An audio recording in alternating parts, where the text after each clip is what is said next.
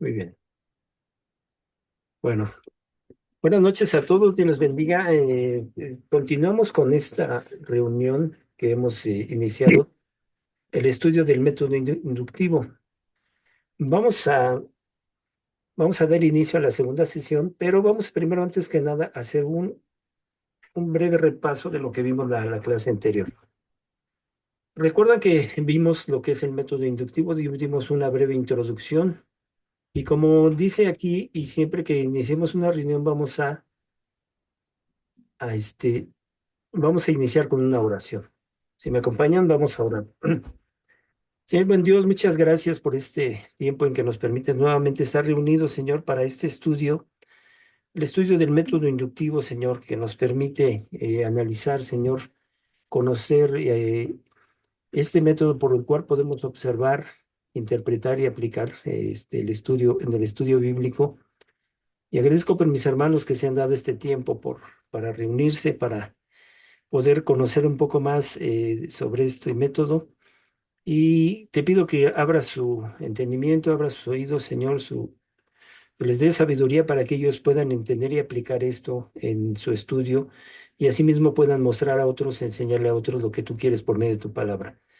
Te damos gracias, Señor, por este tiempo y te pedimos que seas tú, Señor, por tu medio de tu Espíritu Santo, guiándonos y dándonos el entendimiento para poder nosotros conocer más de ti, Señor. Te damos a ti toda la honra y la gloria, Padre, en el nombre de Jesús. Amén y amén.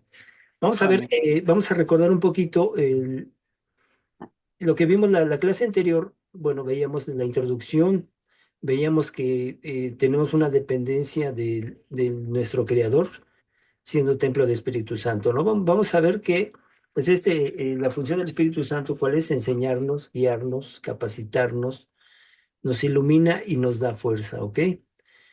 Vimos la introducción del método inductivo y vimos los tres pasos que que nos dice el Espíritu Santo, nos guía en la observación, la interpretación y la aplicación, ¿no? Vimos algunos detalles de lo que es la observación, la interpretación y la aplicación.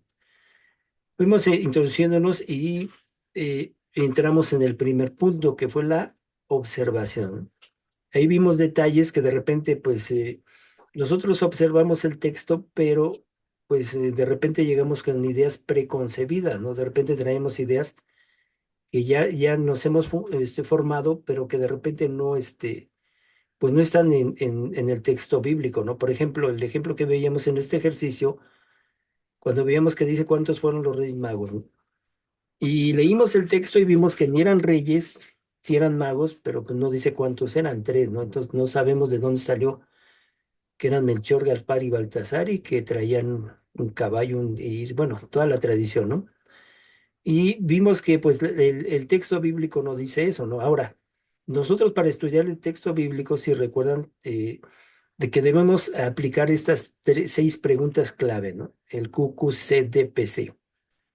Veíamos que las preguntas claves y son seis que pueden ser básicas, ¿no? Puede haber muchas más, pero aquí nos marca que pueden ser quién, qué o cuáles, cuándo, dónde, por qué y cómo, ¿no?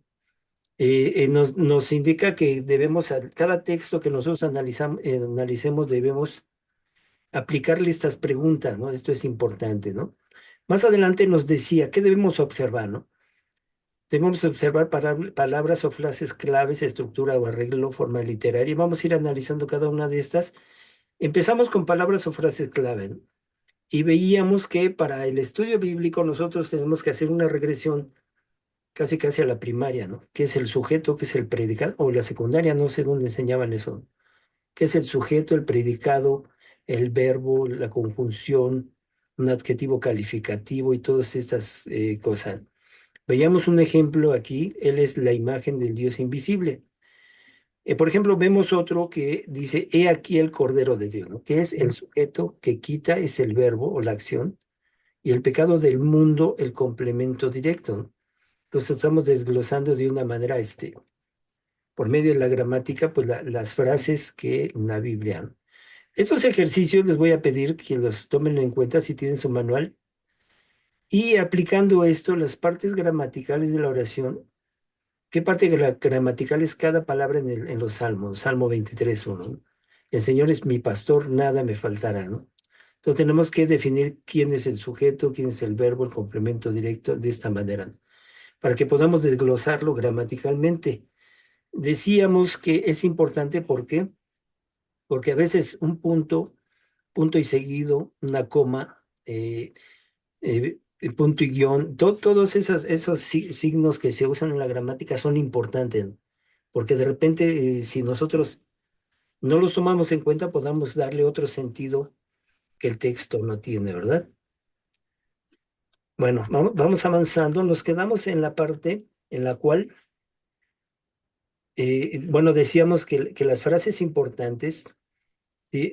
Veíamos en Tesalonicenses, ujú. Nos quedamos en, ay, perdón, ya avancé mucho, perdón, me regreso. Nos quedamos en esta parte, ¿verdad? Aquí. Bueno, vamos a ver, vamos a entrar en la parte donde vamos a analizar lo que es buscar palabras o frases clave, ¿no?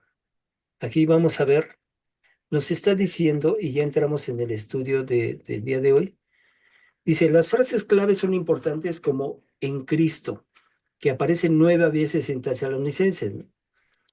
La venida de nuestro Señor Jesucristo empleada 4 veces en el mismo libro. Son frases que se repiten muchas veces, ¿no?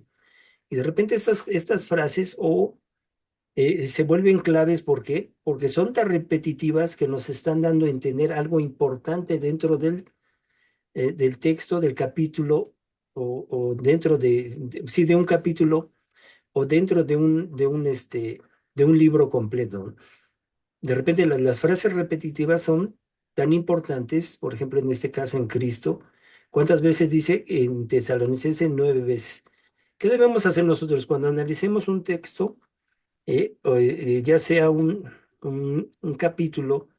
Tenemos que ver cuántas veces se repite una palabra o cuántas veces se repite una frase clave. Esto es importante, ¿por qué?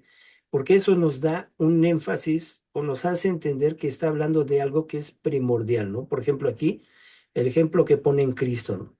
Por ejemplo, la frase que dice, la venida de nuestro Señor Jesucristo, ahí en Tesalonicenses, es empleado 4 veces en el mismo libro. Entonces, es una frase muy importante, ¿no? Entonces, nosotros cuando estamos analizando el texto, debemos visualizar esas frases que son repetitivas porque están dando a entender algo primordial dentro del texto, ¿ok? La identificación de las palabras y frases claves le ayudarán a identificar el tema y el propósito del autor al escribir el libro. Muchas veces cuando vemos estas frases nos está guiando claramente en un tema, ¿no? Ujú. Nos está diciendo el autor en qué se quiere enfocar, ¿no? Entonces nosotros debemos poner atención mucho en esas frases, ¿ok?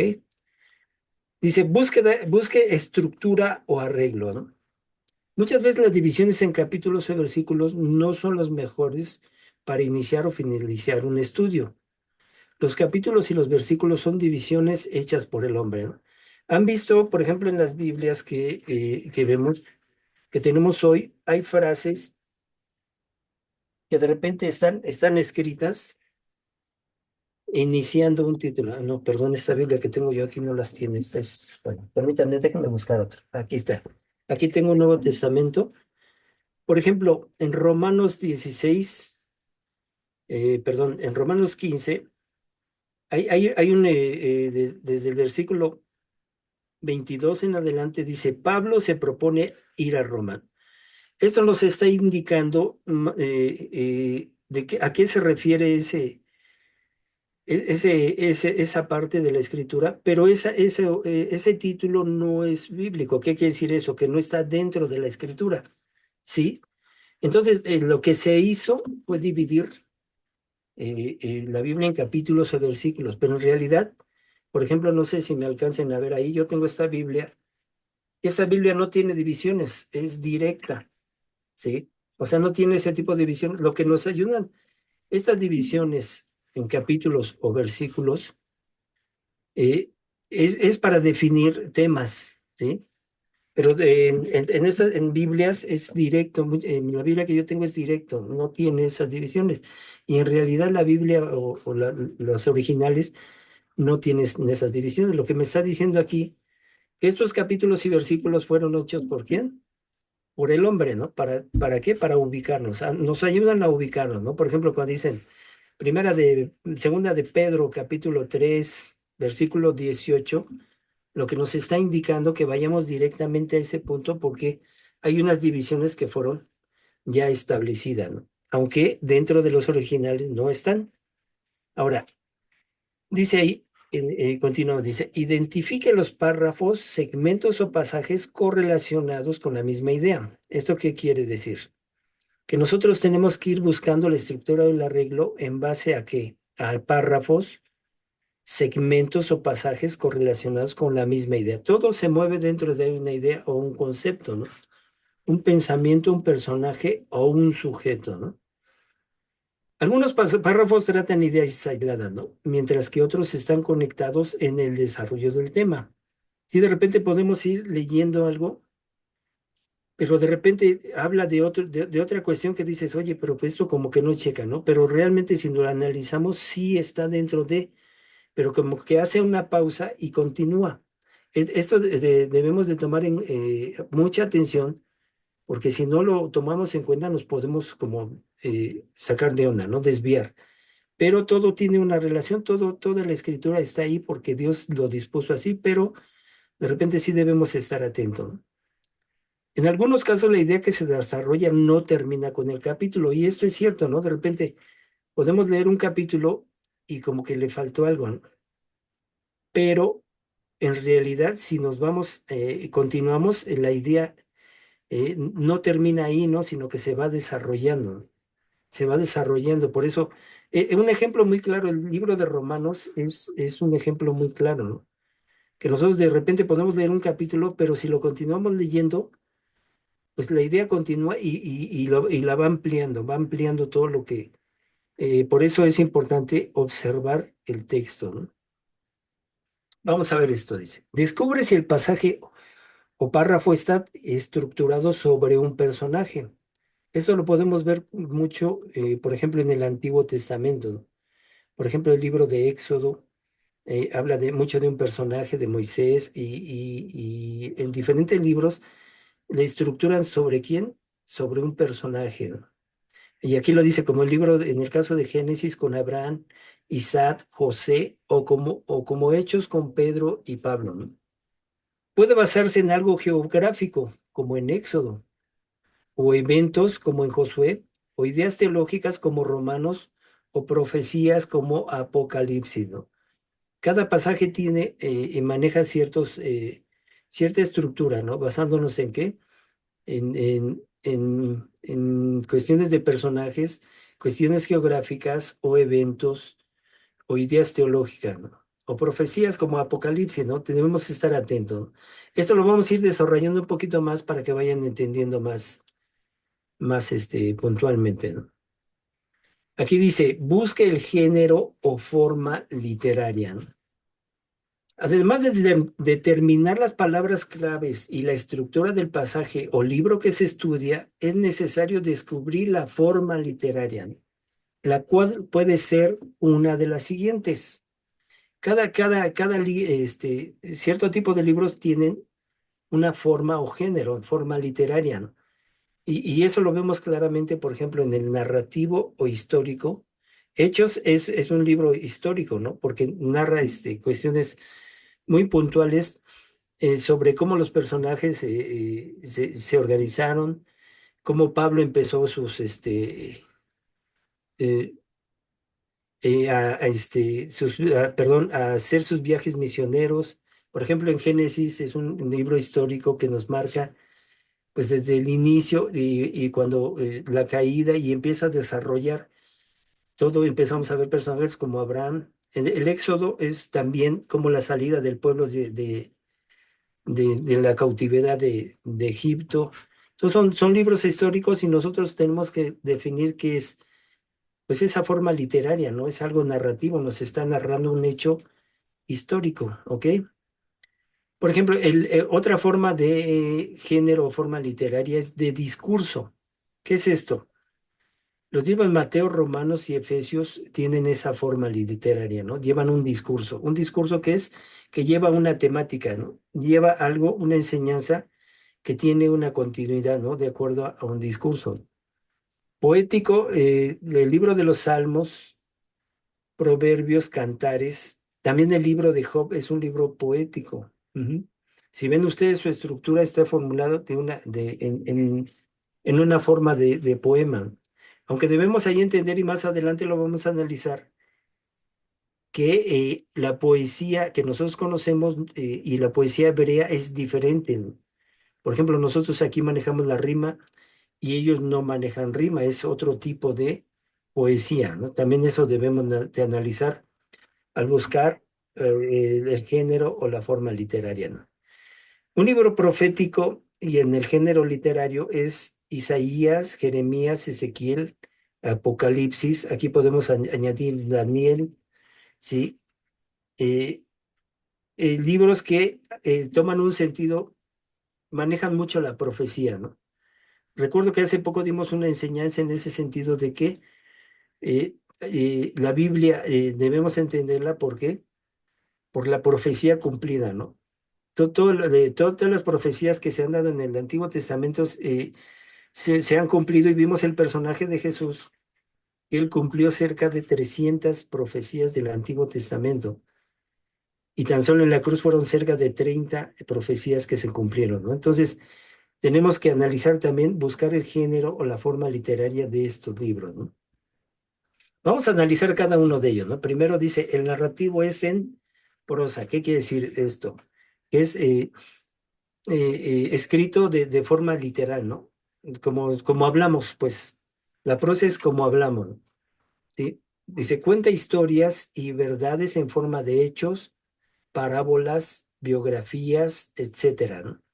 Creo que conocemos esto, ¿no? Nos está hablando de hechos, ¿no? De cosas que se hicieron, cosas que son reales y que son comprobables, ¿no? Parábolas son formas, una forma literaria. Son historias que pueden ser reales o no pueden ser reales y que puede utilizar personajes ficticios, pero que da a entender da una enseñanza, ¿no? Biografías, pues entender un personaje, ¿no? Y su nacimiento, el desarrollo de su vida, que también nos da una enseñanza, nos están narrando eso, ¿no? Este forma literaria de narrativo se caracteriza porque con frecuencia estimula la imaginación a fin de crear cuadros descriptivos, ¿no? ¿Qué quiere decir eso? Que nosotros imaginamos al personaje y empezamos a visualizar, es que tuvo esta familia, es que caminó por ahí, es que hizo tal o cual cuestión. Entonces, todo eso nos empieza a dar una descripción por medio de cuadros, ¿sí? Cuando nos van narrando, ¿no? Por ejemplo, hay personas que tienen esa facilidad de que cuando están hablando de un libro de la Biblia o una forma literaria en este sentido, por ejemplo, de Éxodo, Génesis, te los describen de tal manera que te están describiendo todo, ¿no?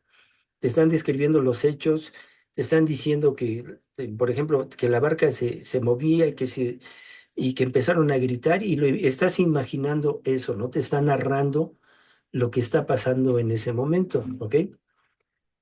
Ujú. Pueden girar alrededor de un personaje mostrando los aspectos positivos de la personalidad que deben ser imitados, ¿sí?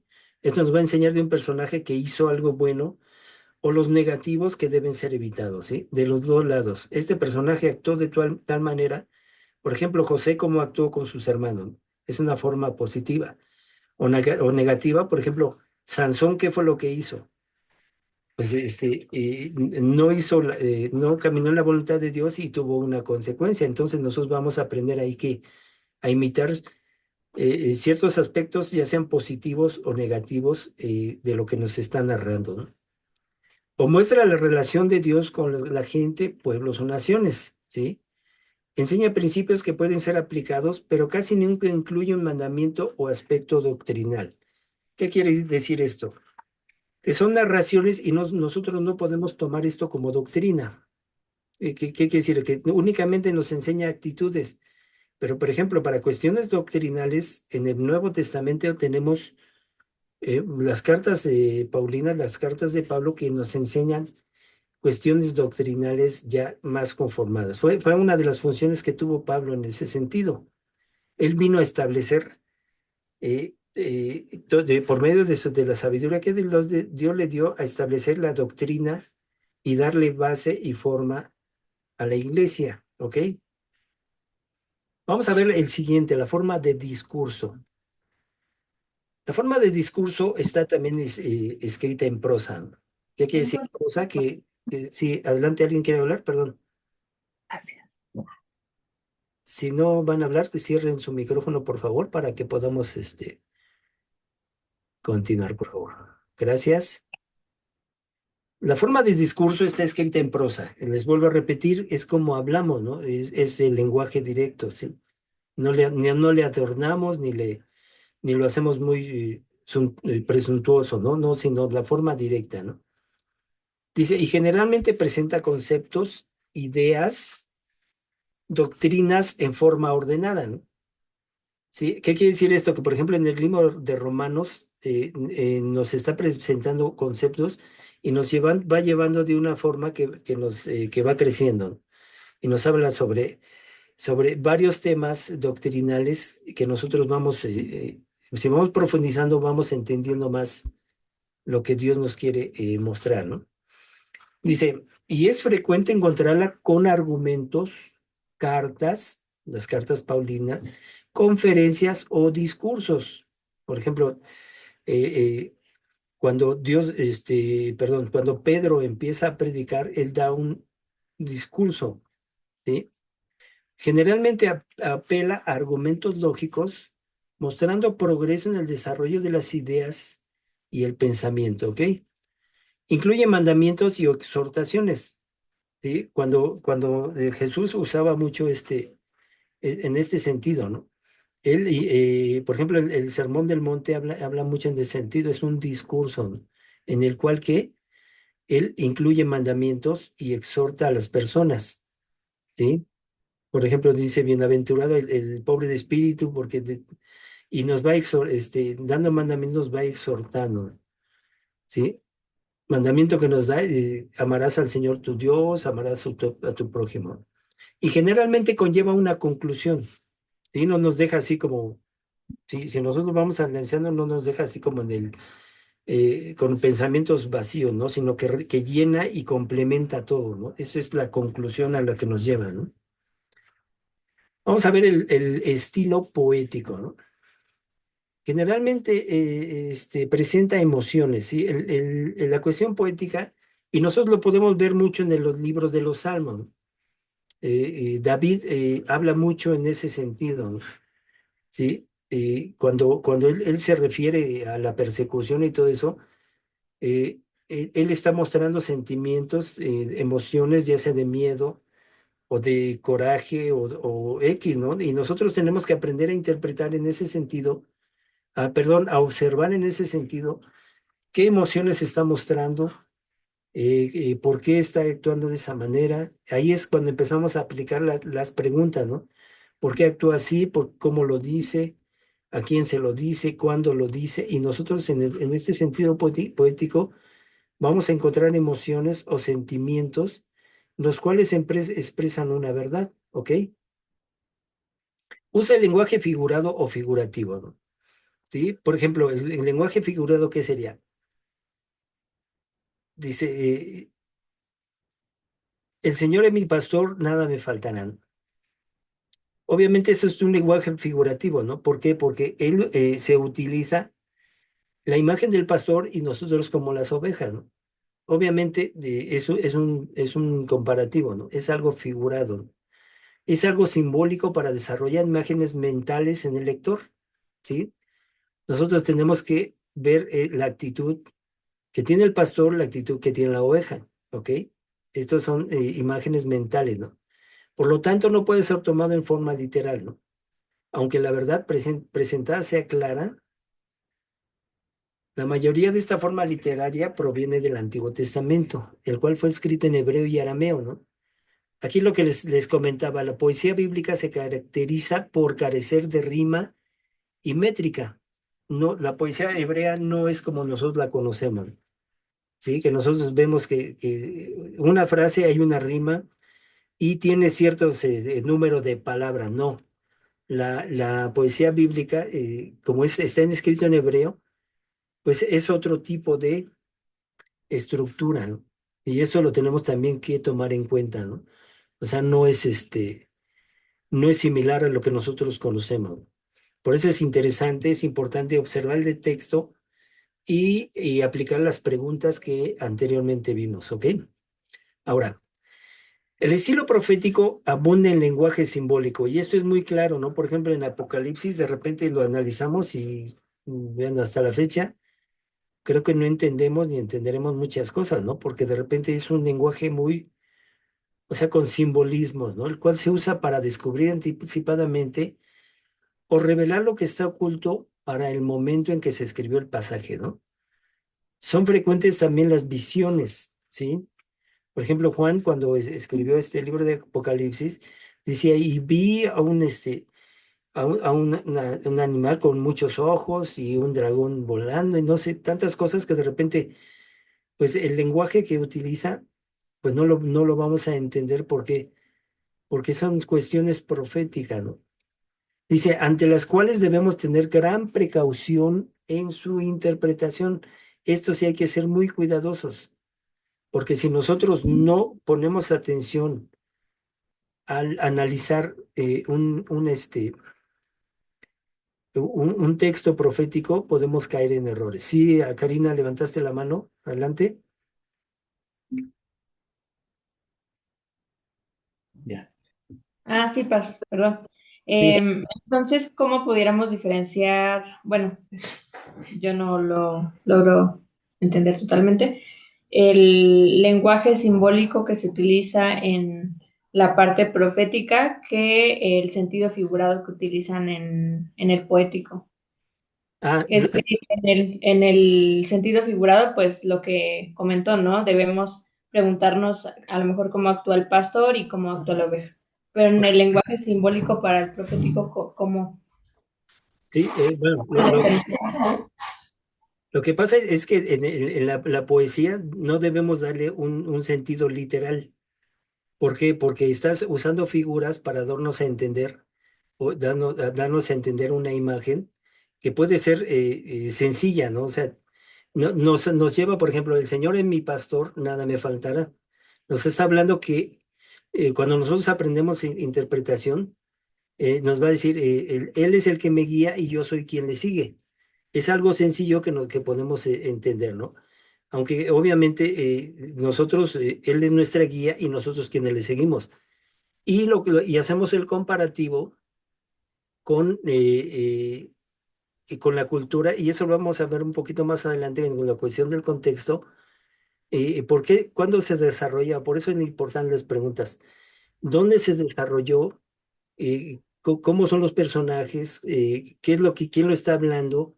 Ahí estamos viendo que cuando se refiere al pastor, se está hablando a la cultura de ese tiempo, ¿no? Por ejemplo, si nosotros le decimos esto a una persona del pueblo judío en ese tiempo, lo entendería claramente. ¿Por qué?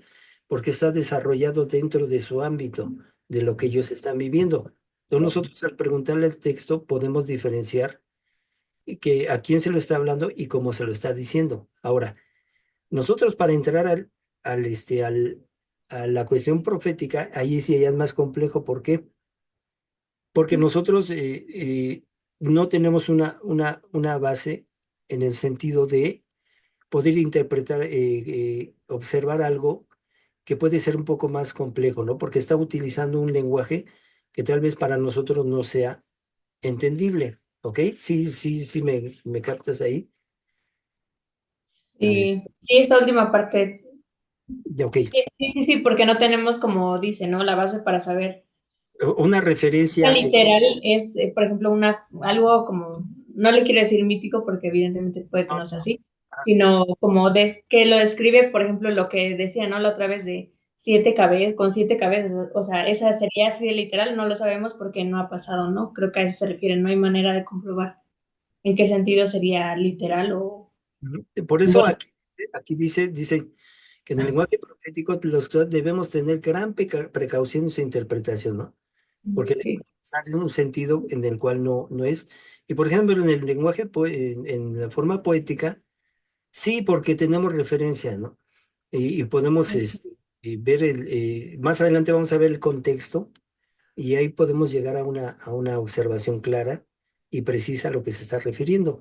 Por eso el estilo profético sí es más complejo en el sentido de que no tenemos bases y obviamente podemos llegar a ellas y vamos a llegarlas, pero con una observación más cuidadosa del texto, ¿no? Y eso ok, más adelante podemos ir viendo, ¿ok? ok. Bueno, Sí, esto en sus manuales lo van a ir viendo para que podamos avanzar. Dice, clasifica los siguientes pasajes bíblicos por su estilo literario, ¿ok?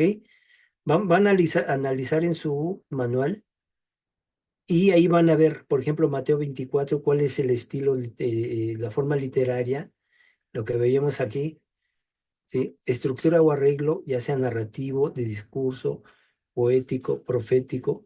En cada uno de estos textos nosotros debemos de ver cuál es la forma literaria que está usando, qué es su discurso, si es perdón, es narrativo, es poético.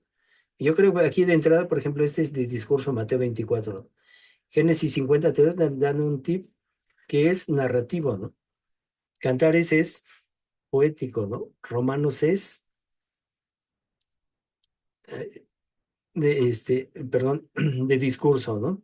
Entonces podemos ir viendo esos puntos, entendiendo claramente que debemos de buscar la forma literaria de cada uno de los textos, ¿no? Esto es importante, ¿no? Ahora, vamos a avanzar un poquito más. Hasta aquí, si tienen alguna otra pregunta o continuamos con el siguiente punto que es figuras del lenguaje. Y esto está muy interesante también. A ver, ¿alguien tiene alguna duda por ahí? Ok, continuamos. Vamos a Para ver, sí, dígame. pregunta. ¿No cree que estén rápidos? Más que nada para comentarlo rápido, Ajá, de hacer este ejercicio ahorita, no sé, dar unos 5 o algo así minutos. ok, Sí, sí, Por- sí, porque luego la tarea no. no la hacen. no le revisó la tarea, Porque dice. luego no nos Se revisa enojó la porque no tarea. le revisó su tarea. Sí. Miren, nada más entendiendo claramente lo que dice aquí. Clasifica los siguientes pasajes bíblicos por su estilo literario, ¿no? Basándonos en qué. En que aquí estamos viendo que debemos buscar el género o forma literaria, ¿sí? Es algo que debemos aplicar al texto y, por ejemplo, aquí estamos viendo los diferentes tipos, narrativo, de discurso poético o profético, que son los 5 diferentes tipos de géneros o formas literarias. Aquí ya vimos una definición de cada uno de ellos, ¿sí? Lo que es el narrativo, el discurso, el poético, ¿sí? Y el profético. Ahora, lo que nos pide es que en cada uno de estos ubiquemos cuál de estos géneros o formas literarias utilizan cada uno de ellos, ¿no? Ahora, si nosotros analizamos, por ejemplo, Mateo 24, pues vamos a ver que entra en lo que es de discurso, ¿no? Ujú. ¿Por qué? Porque si analizamos, observamos el texto, si alguien puede visualizar rápidamente Mateo 24, por favor. Vamos a ir al texto para... No lo vamos a leer todo, obviamente, pero vamos a ver un poquito cómo está Mateo 24. Aquí está.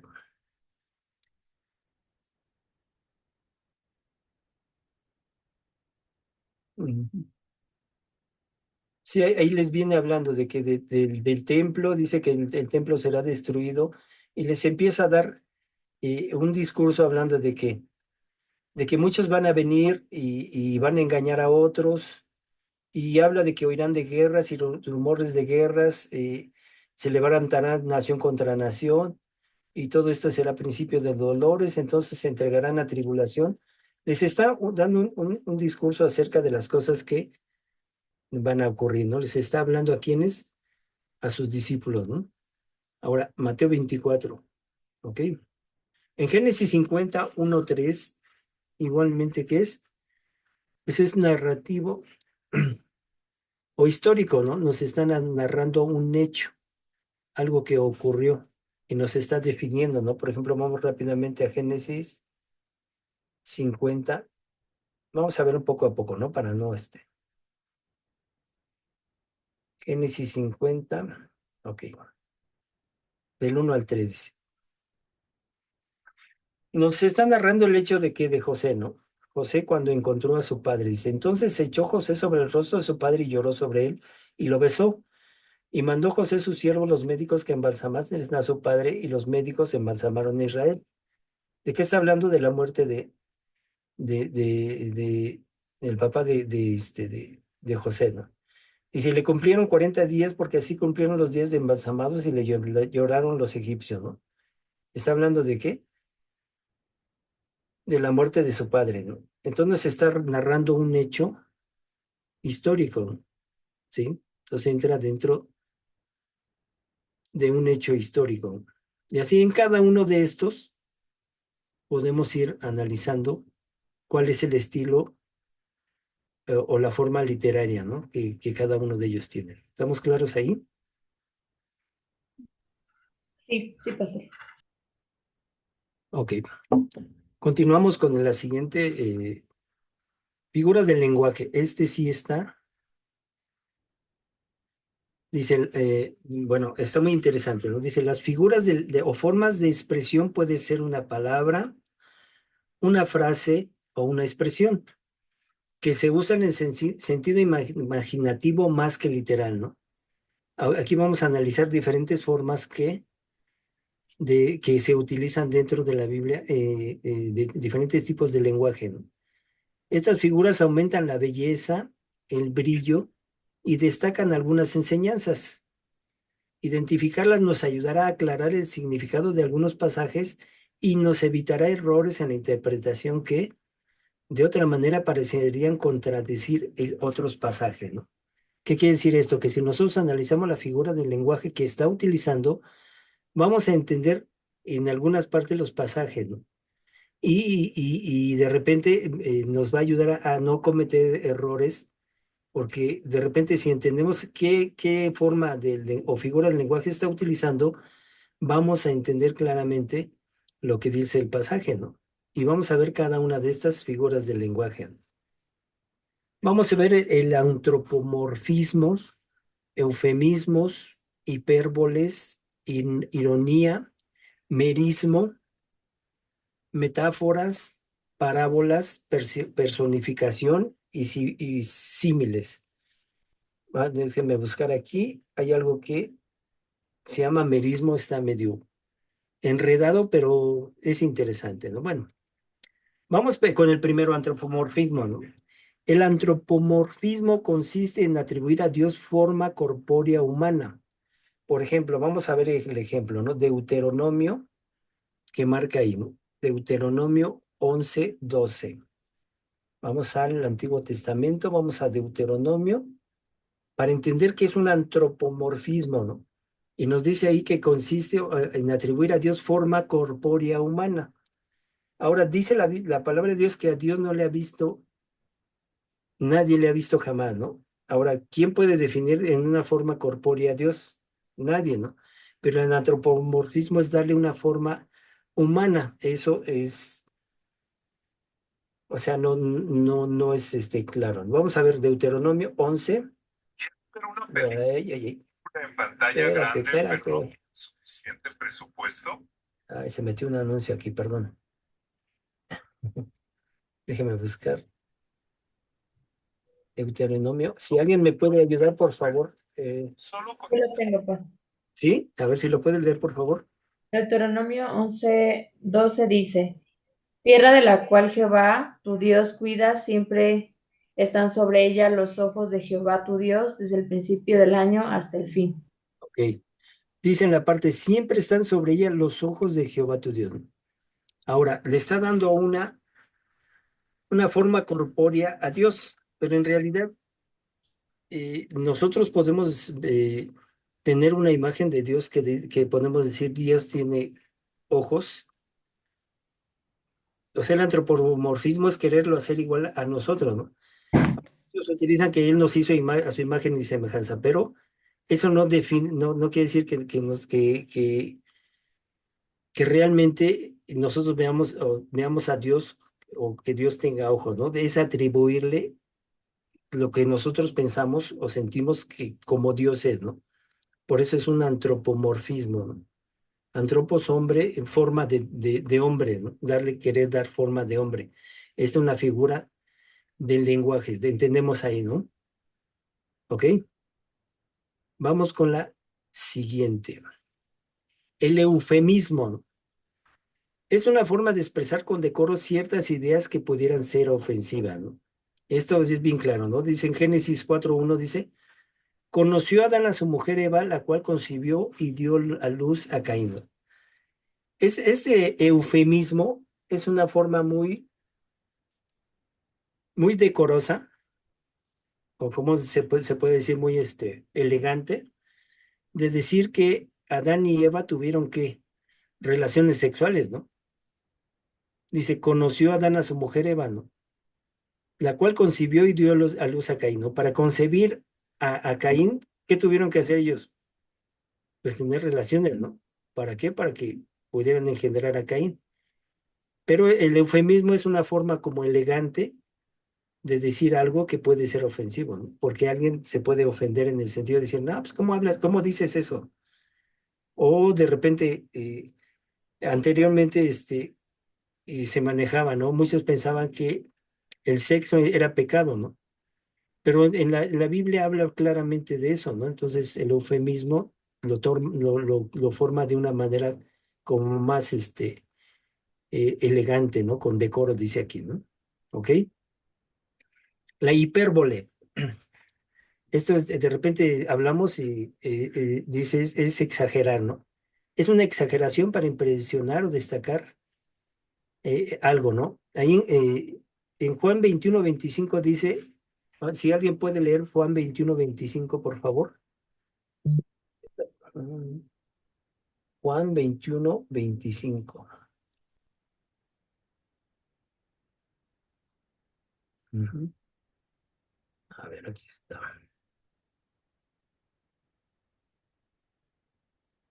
Dice, y hay también otras muchas cosas que hizo Jesús, las cuales si se escribieran una por una, pienso que aún en el mundo cabrían los libros que se habían de escribir. Amén.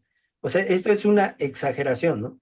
Pero tratando de dar a entender una idea, ¿no? Que Dios, que Jesús habló muchas cosas, dice, y aún dice, en el mundo cabrían los libros. O sea, la hipérbole es como una exageración, ¿no?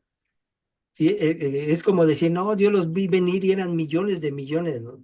Dices, eran como 50 que venían corriendo contra mí, pero dice, no, eran millones y millones, ¿no? La hipérbole es una exageración, ¿no? ¿Para qué? Pero tiene un sentido, ¿no? Para impresionar o destacar algo, ¿no? Al fin dicen, y aun cuando en el mundo cabrían los libros, ¿sí? Que se habrían de escribir, ¿no? Entonces, la hipérbole es una exageración. Y muchas veces podemos encontrar esta figura del lenguaje dentro de la Biblia. La ironía, dice, es una expresión sarcástica para declarar lo contrario, ¿no? Primera de Reyes 18:27, ¿no? Primera de Reyes 18:27. Hoy decidí utilizar solo los textos que están dentro del manual para no eh, eh, enredarnos tanto, ¿no? 18:27, ¿verdad? Dice, y aconteció al mediodía que Elías se burlaba de ellos. Esa es la ironía, ¿no? Dice, diciendo, gritad en alta voz, porque Dios quizás se esté meditando o tiene algún trabajo o va de camino, tal vez duerme y hay que despertarle. ¿De qué está hablando en este sentido? Si vamos un poquito antes, el pueblo con el cual estaba discutiendo Elías, pues ellos decían, no, pues nosotros vamos a a invocar a nuestro Dios, ¿no? Y ahí lo marca con D minúscula, ¿no? Debemos aprender que cuando se refiere a un Dios creado, se usa con D minúscula. Y cuando hablamos de Dios, siempre es con D mayúscula. Nosotros debemos escribir siempre la palabra Dios con D mayúscula, porque estamos hablando del único y verdadero Dios. Pero cuando hablamos de un Dios creado, siempre se utiliza con la D minúscula. Y él, en forma irónica, les está diciendo, griten en voz alta, porque Dios es. ¿Qué quiere decir eso? Pues que es algo creado, ¿no? Quizás esté meditando o tiene algún trabajo o va de camino, tal vez duerme y hay que despertarle. Él está diciendo, pues grítenle, ¿no? A ver si su Dios les escucha, ¿no? Pues sigan gritando, ¿no? Y él, en forma irónica, les está diciendo, pues están mal, ¿no? O sea, ustedes pueden hacer lo que quieran, pero pues Dios no los va a escuchar, ¿no? ¿Ok? Merismo, esto está, déjenme buscarlo porque esto sí está, esta palabra merismo, dice, es una comparación en la que una cosa representa a otra cosa o persona. Generalmente, ay, perdón, ya me perdí. El merismo dice, expresión que incluye dos ideas en contraste con el objeto de reforzar otra idea o concepto, ¿no? Vamos a buscar aquí merismo. Recuerden que cuando nosotros alguna palabra que no entendamos o, o que nunca hemos, la primera vez que la vemos, ¿qué tenemos que hacer? Pues buscar en un diccionario bíblico, si es posible, pues, ¿a qué se está refiriendo, no? Ujú. Dice, el merismo es una figura retórica que consiste en mencionar dos extremos opuestos para abarcar la totalidad de algo, ¿no? Dice, en el contexto bíblico, el merismo se utiliza para expresar la totalidad o la plenitud de algo. Vamos a ver un ejemplo, ¿no? Un ejemplo de merismo en la Biblia se encuentra en el Salmo 139. Dice ahí 3, vamos a leer desde el versículo 2 y 3, ¿no? Si alguien lo tiene ahí, bueno, Yo lo tengo después. eh, a ver, si lo pueden leer, por favor, Salmo 139, versículos 2 y 3. Tú has conocido mi sentar, mi sentarme y mi levantarme. Has entendido desde lo lejos mis pensamientos. Has escudriñado mi andar y mi reposo, y todos mis caminos te son conocidos. Aquí el salmista, ¿qué es lo que está haciendo? Utiliza el merismo. Dice, cuando me siento y cuando me levanto para expresar que Dios conoce todos los momentos de su vida, ¿no? O sea, nos está llevando a una idea. O sea, junta dos ideas, ¿para qué? Para reforzar una idea, ¿no? Una idea o concepto, ¿no? Dice, desde el inicio hasta el final. Vamos a ver otro ejemplo, ¿no? Para que entendamos claramente esto del merismo, que toma dos ideas, ¿sí? ¿Para qué? Para reforzar una sola, ¿no? Dice, tú has visto mí cuando me siento y cuando me levanto, ¿no? ¿Para qué? Para expresar que Dios conoce todos nuestros momentos, ¿no? Tú me conoces desde qué? Desde que me levanto desde el amanecer hasta el anochecer, tú me conoces completamente, ¿no? Entonces está reforzando. Vamos a ver otro ejemplo, dice. Otro ejemplo se encuentra en el libro de Proverbios 15:3. Si alguien lo puede leer, por favor. Bueno, vamos a avanzar un poquito. Yo lo tengo aquí para que entendamos el concepto, ¿no? Dice que Proverbios 15:3 dice, los ojos del Señor están en todo lugar, observando a los malos y a los buenos. En este versículo, el merismo de esta figura del lenguaje, los malos y los buenos se utiliza para expresar que Dios está consciente de todas las acciones y actitudes de las personas, sin importar si son buenas o malas, ¿no? Está viendo los dos puntos. ¿Para qué? Para eh, afirmar un concepto, ¿no? El contraste con el objeto de reforzar ese concepto, ¿no? Y es importante tener en cuenta que el merismo no debe interpretarse de manera literal, ¿no? Sino como una figura del lenguaje que busca enfatizar la totalidad o la plenitud de algo, ¿no? Esto sí hay que ser muy cuidadoso, pero es muy interesante, ¿no? Dice, el merismo se utiliza para resaltar la omnipresencia y la omnisciencia de Dios. así como su conocimiento completo y exhaustivo de todas las cosas, ¿no? El merismo a qué nos va a llevar a entender que Dios nos conoce desde eh, tanto buenos y malos, o desde nuestro levantar hasta nuestro descansar. ¿Para qué? Para darnos un concepto que Él es, ¿no? Sí, sí, sí lo capta, ¿no? Entonces, Así sí, dime. tiene también que ver el versículo que dice que Dios hace llover sobre justos e injustos. Sí, en ese sentido. ¿Por qué? Porque está diciendo que Él es omnipresente y omnisciente, ¿no? ¿A quién resalta? A Dios. Y lleva a dos extremos para darnos una idea central, ¿no? De llevarnos de que Dios es, ¿no? Sí, sí, sí, Ah, ¿no? ¿Ok? Ok. Continuamos con el siguiente. Ya casi, bueno, vamos a terminar 9:05 por el tiempo que nos quedan 9 minutos, ¿ok? Ahí, muy bien. La metáfora. La metáfora es una comparación en la que una cosa representa otra cosa o persona, ¿no? Generalmente usa los verbos ser o estar, ¿no? Juan 6:35, ¿sí? ¿Qué dice Juan 6:35? Vamos a ir rápidamente.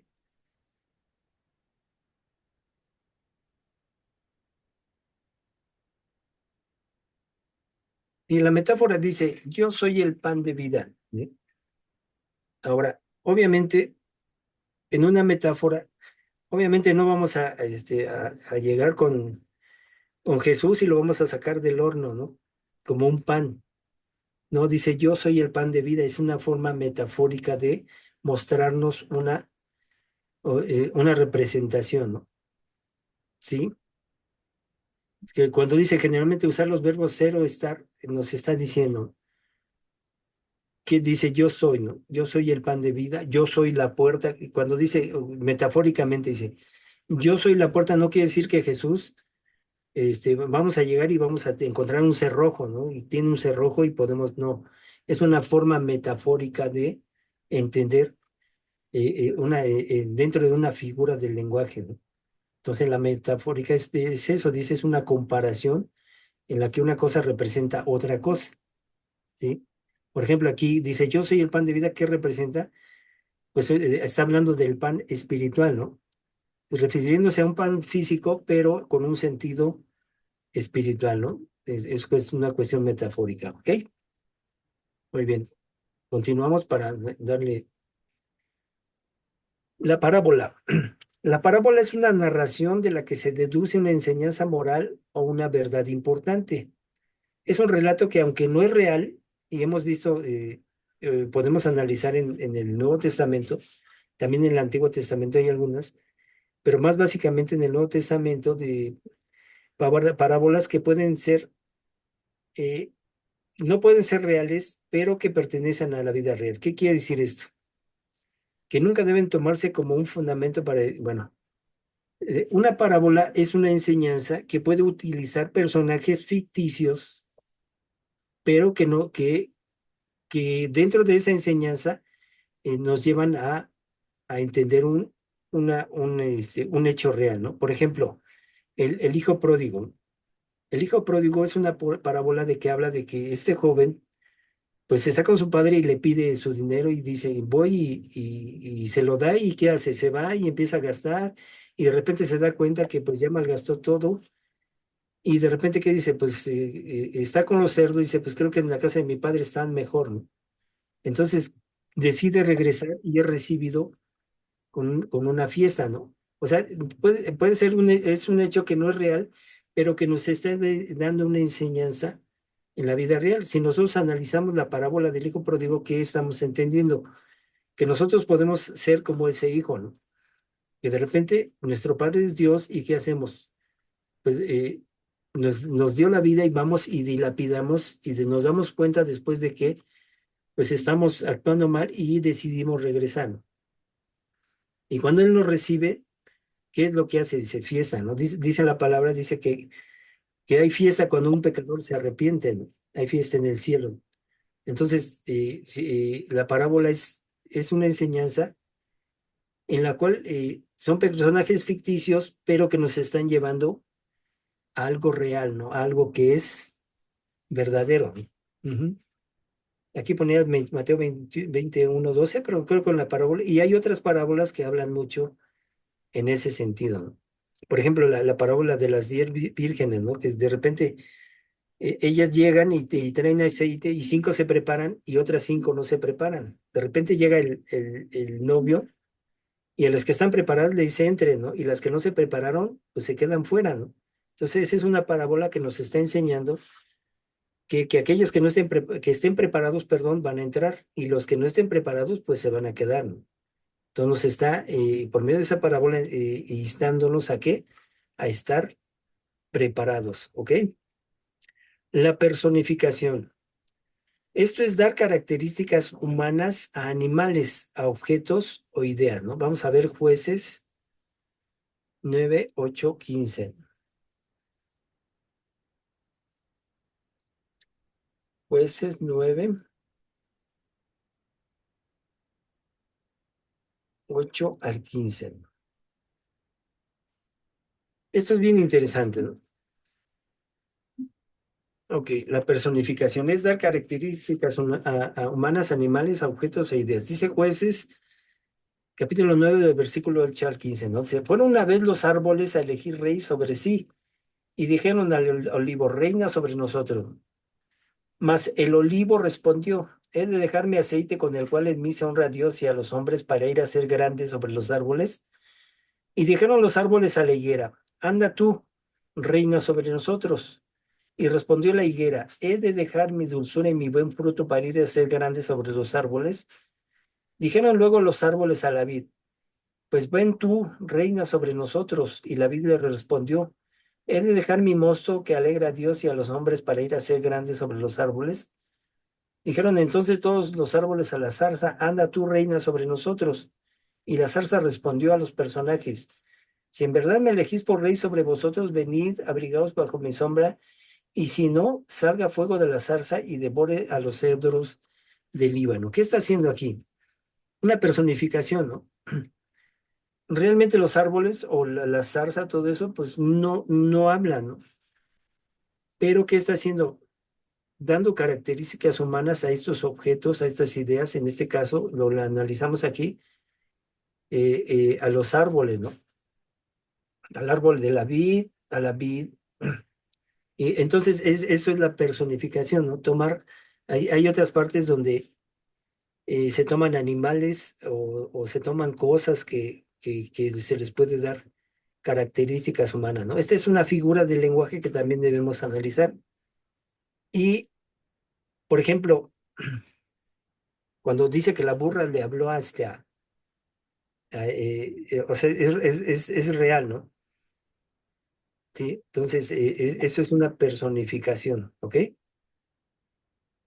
Para concluir, vamos a ver los símiles, ¿no? Y yo creo que con esto vamos a terminar. Los símiles son comparaciones donde se usa el adjetivo como tal, y esto es más en Apocalipsis 1:14, dice sus ojos como llama de fuego, ¿no? O sea, un símil es hacer un comparativo, o sea, sus ojos, por ejemplo, si nosotros vemos el personaje, en este caso, dice que sus ojos eran como llama de fuego, ¿no? Algo similar, está haciendo algo similar, ¿no? Es como decir, su carácter es como una tormenta, ¿no? O habla como, habla hasta por los codos, ¿no? Voz de trueno, Ajá, sí, perdón, que habla con voz de trueno, ¿no, Paz? exactamente, sí, ese es un símil, está haciendo un comparativo, ¿no? Donde usa el adverbio como, ¿no? Entonces, eso es otra figura del lenguaje que se utiliza dentro de los pasajes bíblicos en los cuales tenemos que identificar, ¿ok? Dejamos tarea o para la siguiente concluimos con esto. Ejercicio 2.7. Dice, en los siguientes pasajes identifique cuáles figuras del lenguaje están presentes, ¿no? Uno por uno vamos a ir analizando. Yo creo que para la siguiente sesión vamos a analizarlo. Vamos a dar un repaso de las figuras del lenguaje y vamos a identificar, ¿no? ¿Qué figuras del lenguaje están presentes? Voy a pedir de favor que cada uno para la siguiente sesión tome un versículo y haremos este ejercicio iniciando, por favor. ¿Ok? Yo creo que hasta aquí son las 9:06. Vamos a respetar el tiempo. Ujú. Nada más cerrando con esto. Es muy importante hacer un registro de las observaciones en una hoja adicional. ¿Sí? Todo estudiante debe tener el libro texto, la Biblia, un lápiz y un cuaderno. ¿Sí? ¿Para qué? Para que podamos hacer estos ejercicios y podamos entender claramente lo que estamos viendo. ¿Ok? Muy bien. Perfecto. Vamos a cerrar este tiempo y vamos a agradecerle a Dios, ¿no? Quiero pedirle a alguien si puede orar para terminar en este tiempo. Alguien que ore, por favor. No se amontonen.